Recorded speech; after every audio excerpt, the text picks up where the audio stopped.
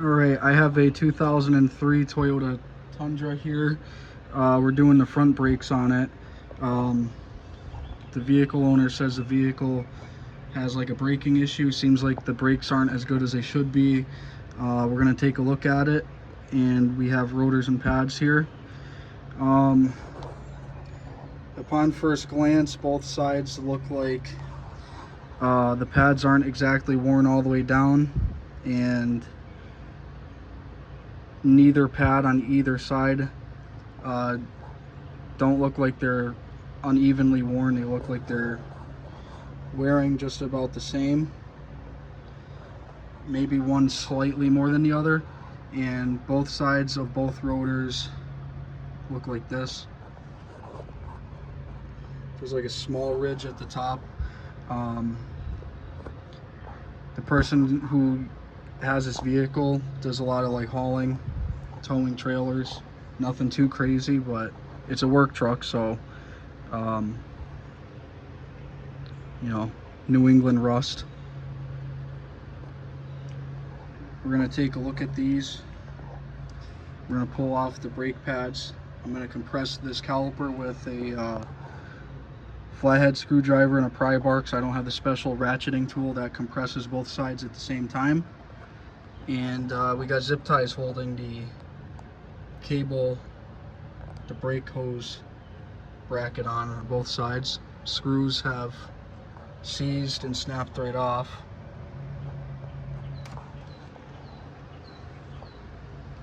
So once my assistant is back, he's going to be holding the camera for me so I can get both hands on this.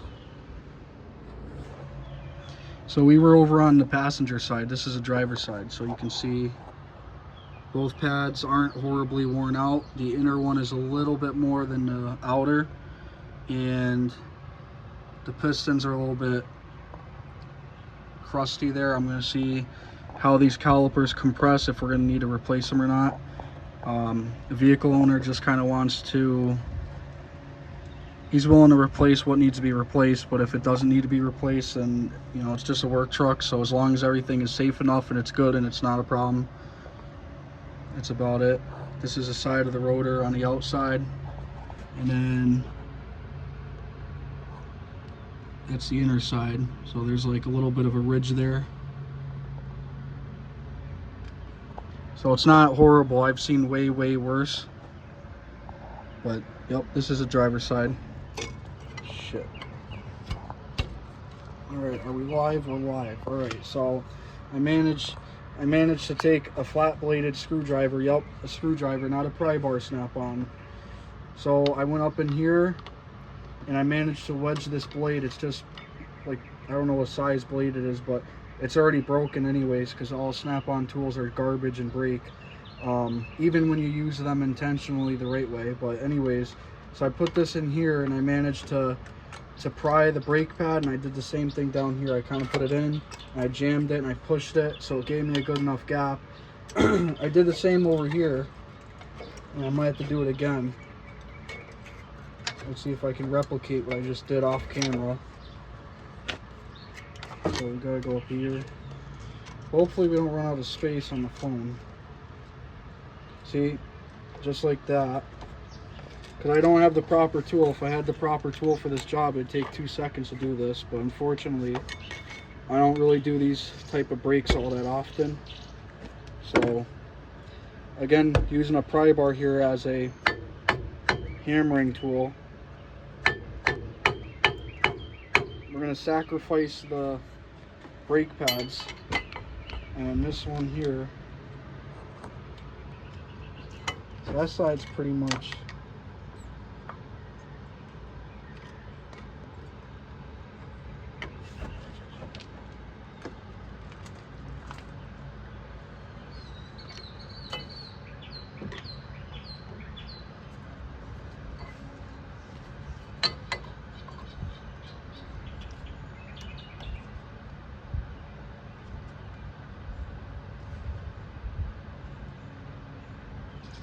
alright. Let's see what we got here. And I'm gonna say that that is probably good. So now the next step is we got these two pins, and there's like a cotter pin here on each one holding them in. So I'm gonna go grab needle nose pliers, although you can pull these out by hand like that. And I could turn those pins by hand, so that's a good sign. Anyways, I think the brake kit probably has replacement ones, but I'm gonna throw this down here just in case. So the next part of this is pushing these pins out, which again, I guess I'm surprised that I could do this by hand, considering how rusty and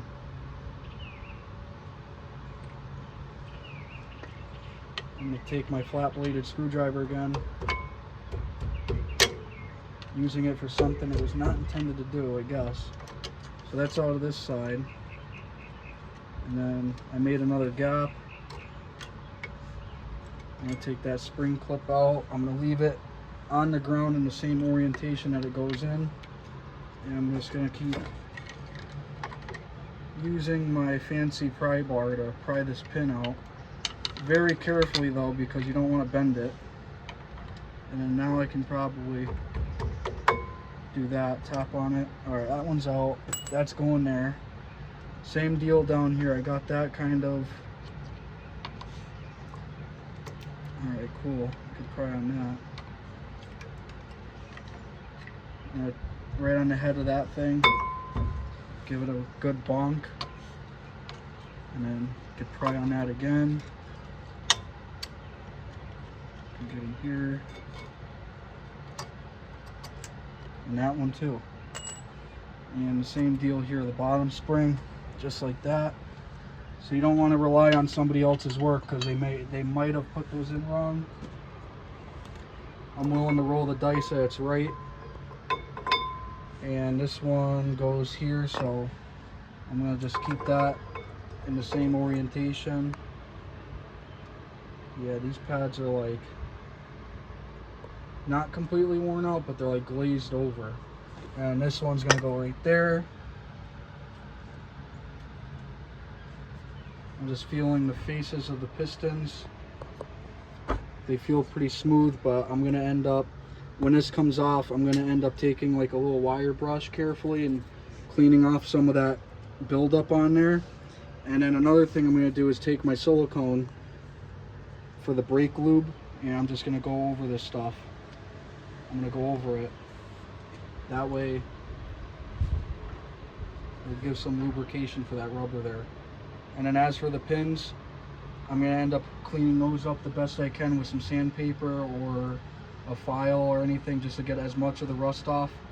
And that way the pads will be able to move very nicely. And I'm gonna put some, either probably not gonna do anti-seize, I'm just gonna do the silicone, if anything. That's probably what I'll do. Action.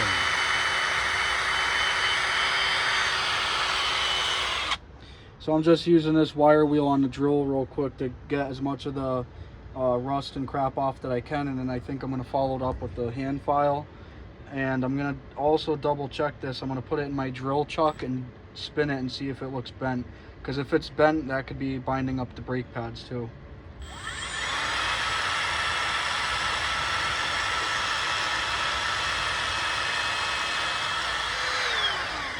Action again.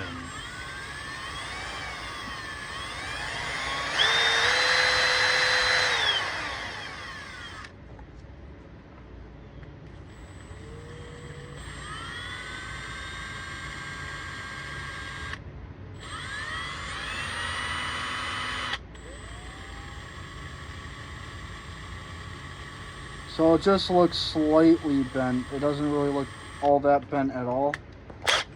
And I'm just going to check this other one just to be sure that this one's also not horribly bent. And it's not exactly in the chuck too perfectly, so it could be part of the reason why. See, that one is considerably more bent.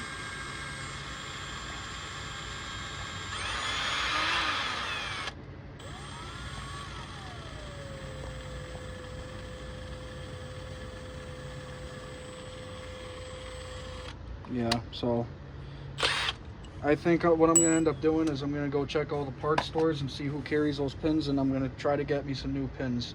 I think that's my next best bet. Alright, so before I head out to the parts store, I'm just going to take apart the rest of the system to make sure that there isn't any more issues that we're going to run across. We got the caliper bolts here are 17 millimeter, and I got this very long flex head ratchet, 1/2 inch, and I'm going to try to break these bolts free. Go figure, they're tough. Let's see here.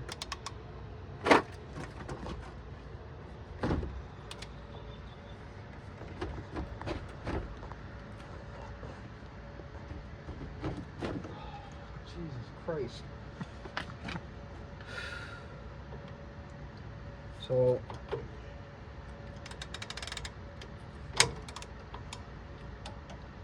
let's see, we're gonna have to do some trickery here. That's on there. All right, cameraman gonna have to switch angles here. You gotta get up where I'm at. All right, so I tried doing it by hand, but that was on there way too tight. So now I'm gonna try to use my legs to break that free. See what happens.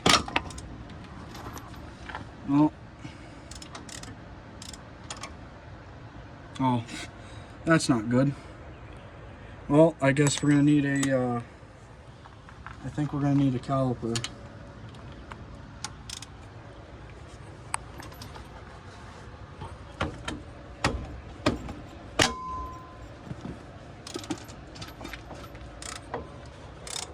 Alright, we got the bottom one.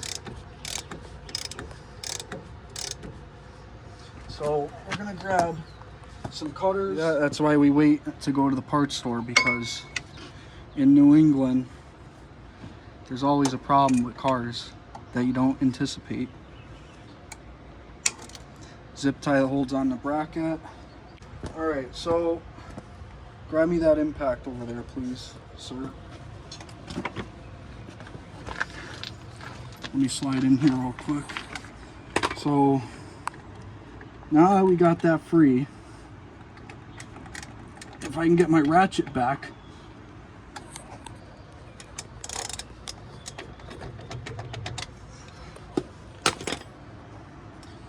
alright, well the socket's stuck on there.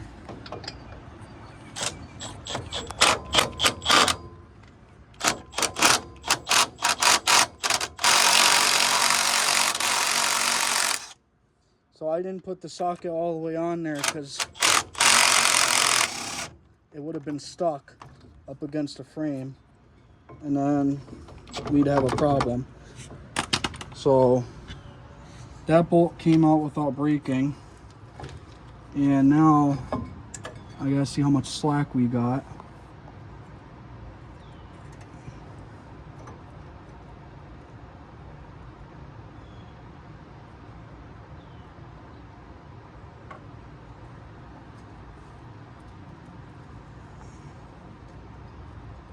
Oh God, it's not gonna be good. Well, I guess our problem is a little bit worse than originally expected. I guess our caliper is good, and the bolt is now stuck in the, yeah, get that there. It is stuck in the knuckle here. So now I'm gonna take my expensive hammer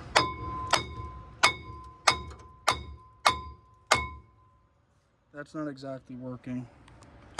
Let me get a real hammer. Alright, bug went in my mouth. Here's our issue. Our bolt is stuck here, and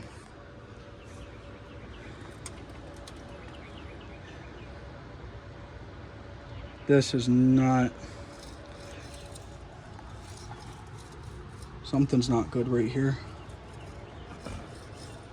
Oh, that's rusted. The bearing cover, I guess. Got a rust special. Yep. Alright, well, that's at least our concerns right now. I think this guy might need a bearing or something. Don't want to get another cut.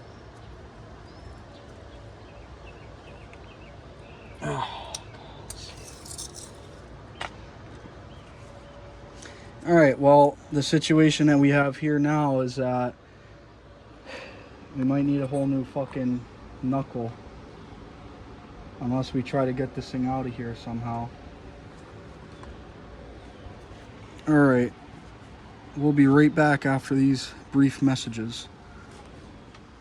Alright, so what I'm doing right here is I'm just chiseling away a little bit of rust because it's going to help me feel better that maybe this will come apart. Alright, so what I got is this map gas, I guess you'd call it, or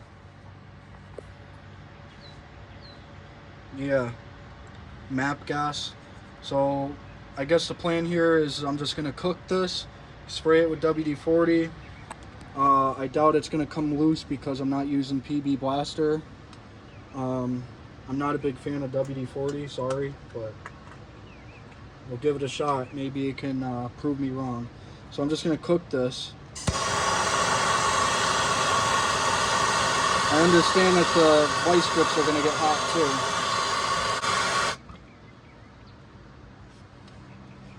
And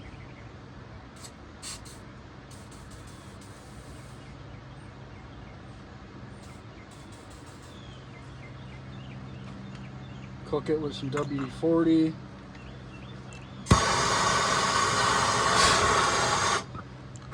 Now we're cooking with fire. Sure, it's a good idea.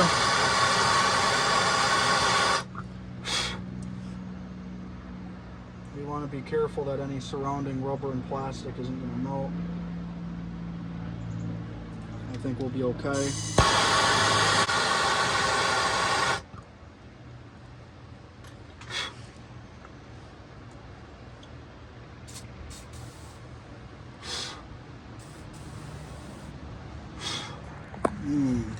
Smells delicious.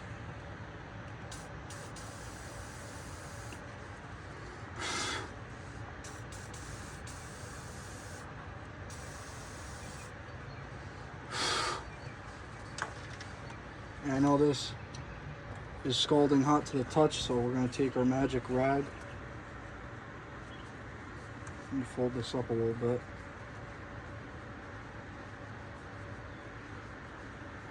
Oh yeah, that thing's fucking smoking.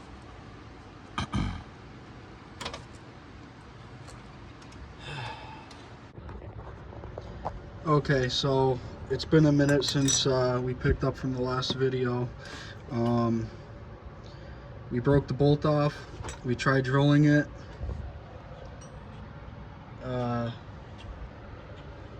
Using a torch. Easy outs. Just about everything in the toolbox here. I know some people are better at doing these than others, but eventually we ended up getting it. We use these carbide tipped drill bits. I think these were the Diablo brand from Home Depot. So we finally got it drilled most of the way and all the way through with those, and then it took quite a bit to get through with other shitty drill bits like these. They're not the right kind, and titanium ones and everything else, and finally we got the broken bolt drilled out and the tap is going through. Hopefully it's all going to line up, and we're going to make sure that it is the next day. It took forever. We worked on it from the last video right before this, the last clip, all the way to like 9 at night, and we were recording at, I don't know, 2, 3 in the afternoon, and then it's like 5 or 6 right now the next day. So just gonna say that I took a loss at this one. I don't think we're making any positive progress other than getting the vehicle back together. No profits here. All right, now we're on the driver's side after fighting with the passenger side for the last fucking 2 years. So Those, I don't need those. This.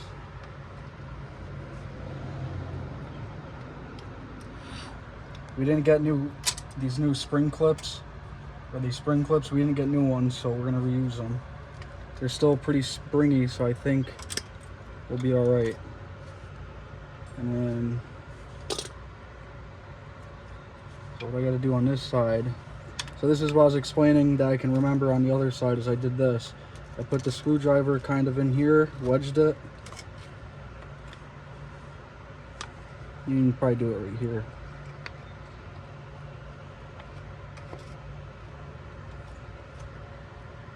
So the fact that I could do that by hand pretty easily with a screwdriver tells me that this caliper is pretty good.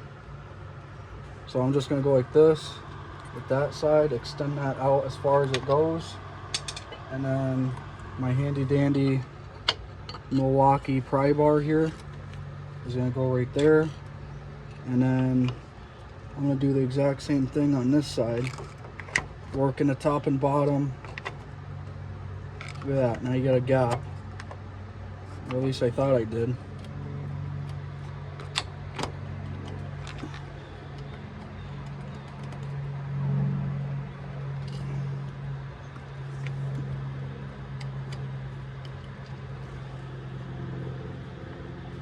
And then when the metal of the brake pad hits the inside of the caliper, you know you're good. So this one, okay, we got CarQuest brand brake stuff. So that one was there. The one with the noisemaker is right here. Not that everybody has a preference. It doesn't exactly matter, but it kind of does. So now,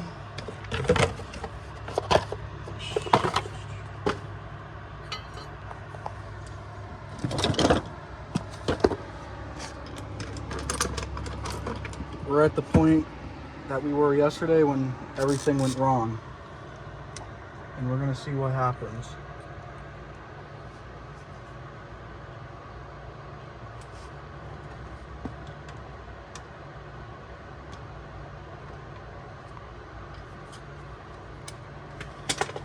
I know it's like 95 degrees out, but I'm starting to sweat even more as I'm thinking about breaking these things loose, considering the other side broke. This is not going to be time good. for revenge. Well, we're going to see what happens.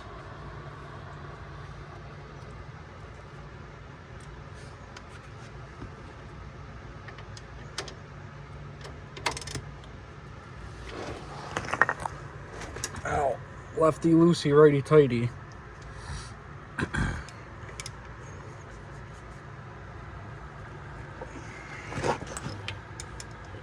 Whatever you do, don't kick it again.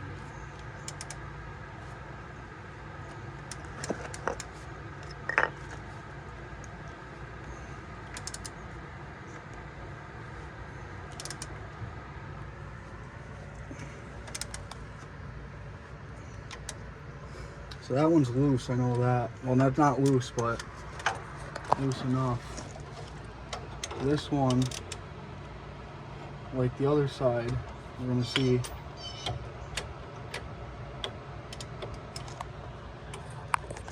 Oh, you know what?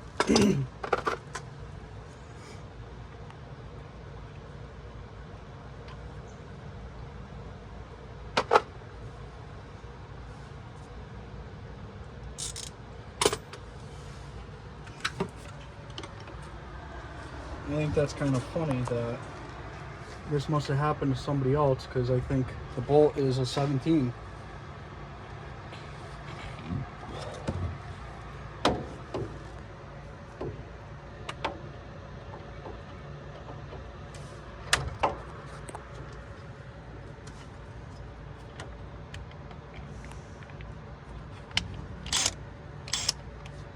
That ain't gonna work. I look like a retard.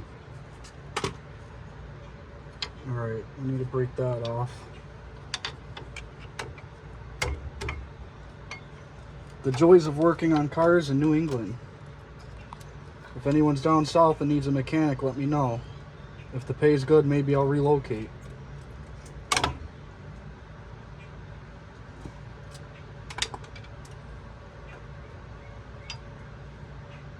So that one's good. I just got to figure out how I'm going to get that without using a wrench. Well, you know what? Maybe I'll use a wrench. Let's cut for a minute while we get a wrench. So we got the driver's side all back together. Now the vehicle owner uses his truck for like junk removal and stuff like that, and tows a little trailer. It's quite a rusty truck. He knows that, and he knows it needs a lot of work.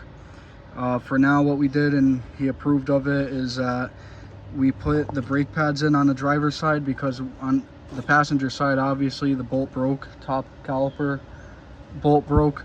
So while taking this side apart, the same thing was kind of happening when I was trying to put a lot of torque on that top bolt. I could just feel, you get a feeling, if you don't already know this, you get a feeling when you're trying to break something loose, nut, bolt, whatever, you know if it's going to snap or strip. And I did not want to chance that, and I did not want to go through this all again, because we probably spent $100 or more in drill bits and taps and easy outs and all that stuff, and you know, obviously quite a few more hours. Obviously any type of brake job, 4 wheels, 2 to 3 hours tops, not even that. A lot of people do them a lot quicker. I like to take my time doing them because I just go through everything and have to file it and wire wheel it, sand things, clean them, and I, you know, lubricate everything. I use anti-seize, Loctite, torquing everything, all that good stuff. So it takes me a little bit longer because I like to just do it like specifically. So anyways, I guess this is going to conclude this video. We're going to be back with some more, so if you're not already subscribed, you should do that.